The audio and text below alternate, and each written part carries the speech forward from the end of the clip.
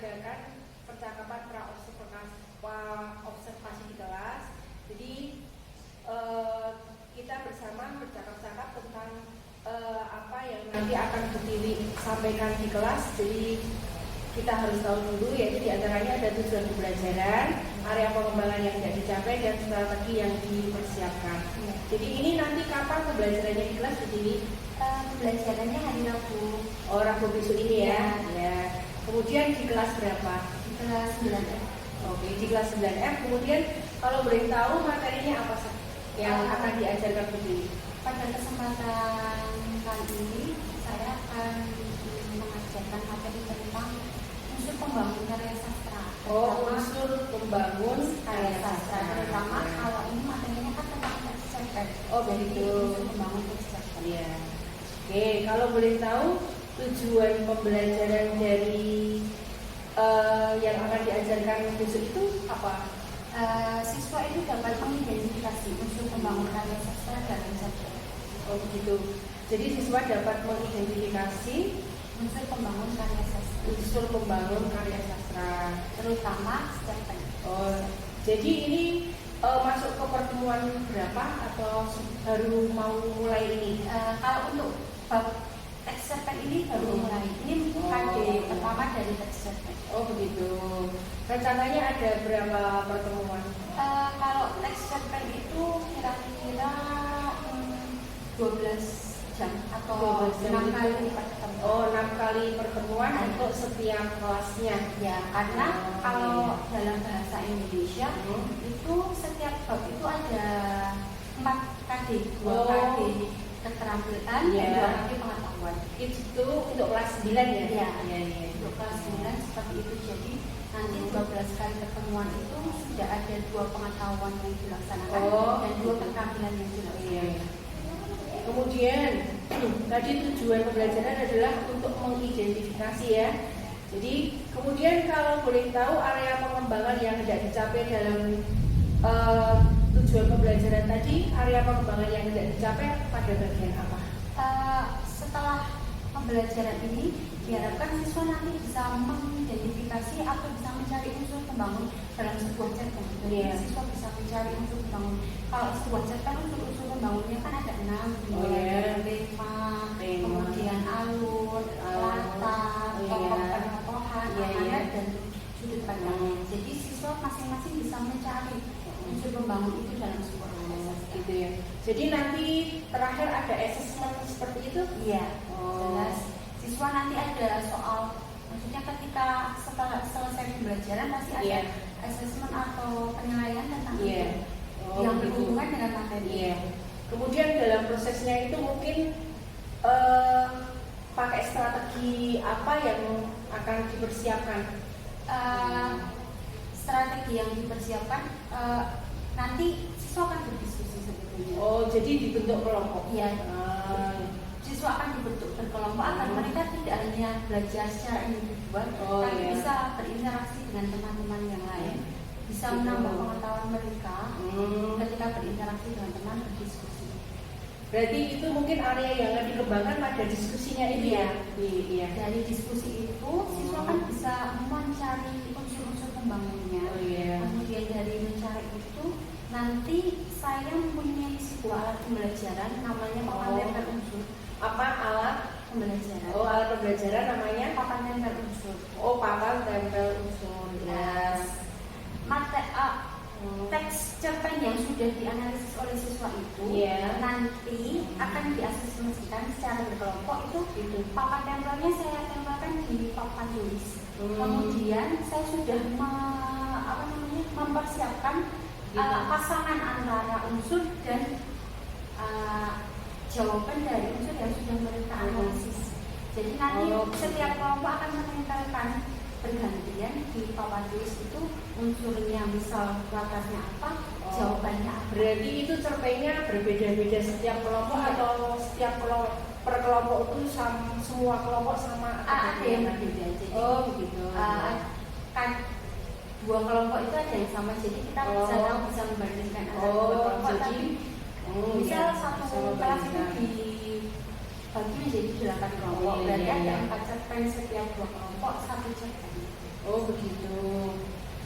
Jadi area pengembangannya itu pada diskusi, diharapkan nanti kalau itu anak-anak bisa mengembangkan dirinya bagaimana berinteraksi kepada orang lain ya. Jadi kalau Bu Tiwi misalnya selama mengajar ini dari itu kemampuan atau area pengembangan Bu Tiwi itu misalnya skala 1 sampai 10 kira-kira Bu Tiwi sekarang sampai di skala berapa?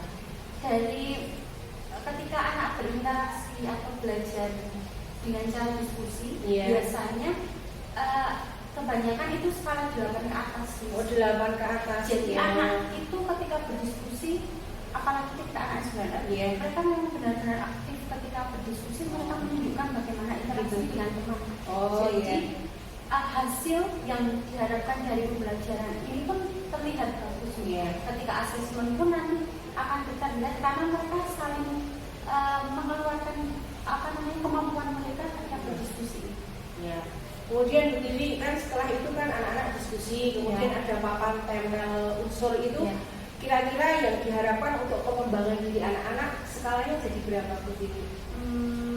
Kalau di awal-awal mereka mungkin awal-awal kan mereka belum tahu. Jadi kan mungkin sebetulnya kalau unsur pembangun itu kalau di bahasa Indonesia itu sudah ada dari kelas 7.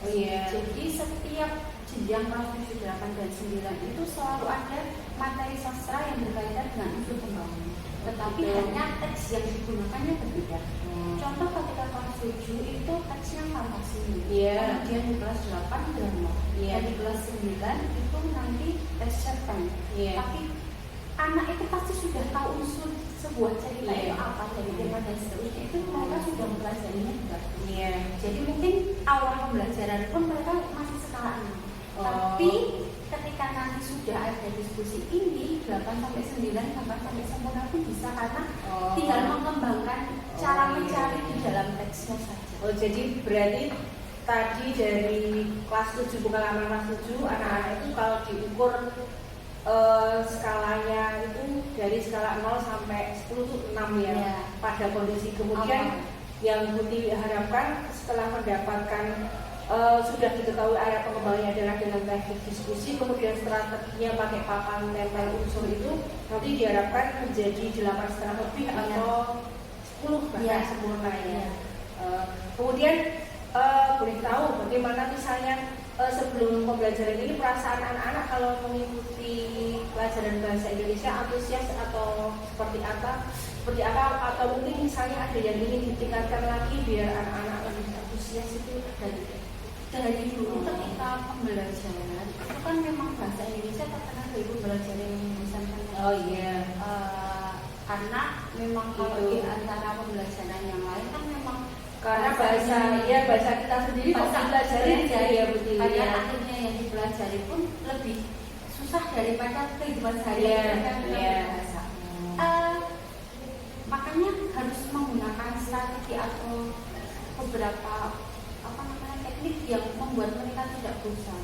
Misal ketika pembelajaran misalnya menyelir atau pembelajaran itu diselingi dengan permainan, kuis dan sebagainya, agar mereka itu ketika pembelajaran tidak hanya berkutat pada materi, tapi walaupun itu kuis, walaupun itu permainan, tapi itu masih berkaitan dengan materi yang mereka lakukan. Misalkan sekarang ada banyak aplikasi di internet yang bisa digunakan agar pembelajaran lebih menarik. Jadi medianya sebenarnya jadi untuk pembelajaran besok itu yang di strategi yang dipersiapkan pakai unsur apa tadi?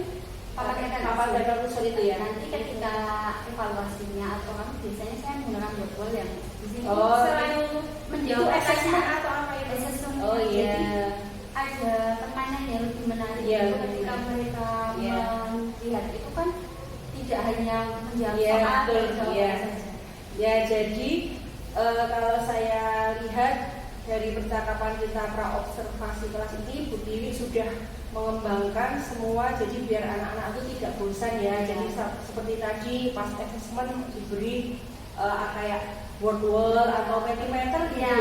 Ya, kemudian pada pembelajarannya diberi setelah diskusi biar nanti ada hasil indikatornya terlihat, itu nanti diberikan papan tempel unsur itu seperti itu.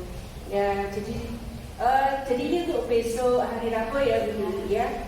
Jadi terima kasih, percakapan pra observasi kelas kita sudah berlangsung. Kemudian nanti kita lanjutkan, saya nanti izin ke kelasnya Bu Tiwi. Kemudian setelah ke kelas Bu Tiwi saya juga ada percakapan pasca observasi.